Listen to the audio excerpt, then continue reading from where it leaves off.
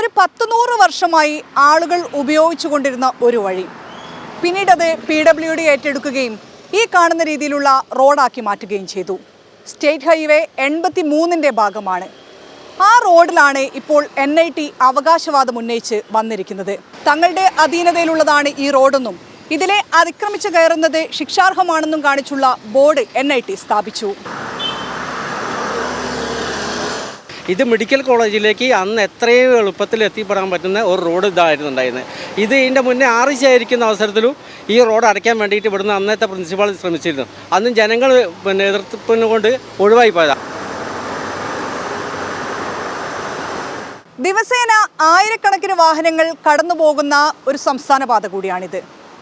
ആ പാതയുടെ രണ്ടിടത്തായി 12-ാം മൈലും കട്ടാങ്ങലിലുമാണ് NIT ഈ ബോർഡ് വെച്ചിരിക്കുന്നത്. ഞങ്ങളൊരു 10-60 ബസ് തന്നെ ഉണ്ടാവും എന്ന് എനിക്ക് തോന്നുന്നു. ഇപ്പോൾ കുറേ പോയി, എന്നാലും കാറുകൾ എത്രയാണ് പോകുന്നത്. 2 വീലർ ഒരു ശരിക്കും ഒരു 300 2 വീലർ ഉണ്ടാകും. സ്കൂൾ ബസ്സാച്ചാൽ ഒരു 20 ബസ്സുകൾ ഇപ്പം പോകുന്നുണ്ട് ഇതിലെ സ്കൂൾ തുറന്നു കഴിഞ്ഞപ്പോൾ.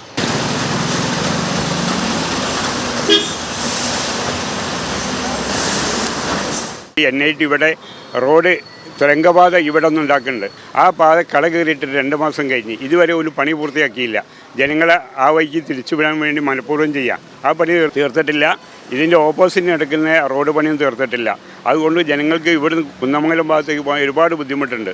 ഈ റോഡിൻ്റെ ഇരുവശങ്ങളിലുമായാണ് NIT ക്യാമ്പസ് സ്ഥിതി ചെയ്യുന്നത്. വിദ്യാർത്ഥികൾക്ക് റോഡ് മുറിച്ച് കടക്കാൻ പ്രയാസമുണ്ടെന്ന് ചൂണ്ടിക്കാണിച്ചാണ് ഈ റോഡ് വിട്ടുതരണമെന്നുള്ള വാദം NIT ഉന്നയിക്കുന്നത്. എന്നാൽ അതിന് ബദലായി ഒരു അണ്ടർപാസ് വരുന്നതോടെ ഈ പ്രശ്നം പരിഹരിക്കപ്പെടുമെന്ന് നാട്ടുകാരും പഞ്ചായത്തും പറയുന്നു. നേരത്തെ തന്നെ ഒരു ശ്രമം നടത്തിയിരുന്നു. ആ ശ്രമം പരാജയപ്പെടുത്താം. പിന്നെ അതിന് പുറമെ MLA ഇടയ്ക്കിടയ്ക്ക് NITയിലെ ഉദ്യോഗസ്ഥന്മാർ, അതേപോലെ PWD, വാട്ടർ അതോറിറ്റി, KSCB-ക്കാരൊക്കെ വിളിച്ചിട്ട് ഇടയ്ക്കിടയ്ക്ക് യോഗം നടത്താറുണ്ട്. ആ ഒരു യോഗത്തിൽ വെച്ച് ഇവർ ആവശ്യപ്പെട്ടിരുന്നു, ഇങ്ങനെ ഞങ്ങൾ ഒരു ഉദ്ദേശമുണ്ട് എന്ന് പറഞ്ഞപ്പോൾ MLA ഉടനെ തന്നെ അതൊരിക്കലും നടക്കില്ല, അതിനെപ്പറ്റി ആലോചിക്കേ വേണ്ട, അത് അജണ്ടയിലേ അല്ല എന്ന് പറഞ്ഞ് അവരെ പിന്തിരിപ്പിക്കാൻ വെച്ചിട്ടുള്ളത്. അതിൻ്റെ ശേഷമാണ് എന്ത് ചെയ്തിട്ടുള്ളത്, അവർക്ക് ഒരു അണ്ടർപാസ്, അതായത് ഇപ്പുറത്താണ് കോളേജിലെ ഹോസ്റ്റലൊക്കെ സ്ഥിതി ചെയ്യുന്നത്, ഇപ്പുറത്താണ് കോളേജ് വർക്ക് ചെയ്യുന്നത്. ആ ഹോസ്റ്റലിൽ നിന്ന് കുട്ടികൾക്ക് വളരെ സൗകര്യപ്രദമായിട്ട് ഈ പാസേജിൽ കൂടെ പോകാൻ കഴിയും. അതിന് പെർമിഷൻ കൊടുത്തത് സർക്കാർ PWD ആണ്. അത് വരുന്നതോടുകൂടി പിന്നെ ഇവർക്ക് എന്താ ഇതിൻ്റെ ഒരു ആവശ്യമില്ല. അവർ പറയുന്നത് കുട്ടികൾ ഇപ്പുറത്തും സ്ഥാപനം അപ്പുറത്തെ, അതുകൊണ്ട് ഇടയ്ക്കിടയ്ക്ക് വലിയ പ്രയാസം ഉണ്ടെന്ന് പറഞ്ഞു. ആ പ്രയാസം ഈ അണ്ടർ പാസേജ് വരുന്നതോടുകൂടി പരിഹരിക്കപ്പെടും.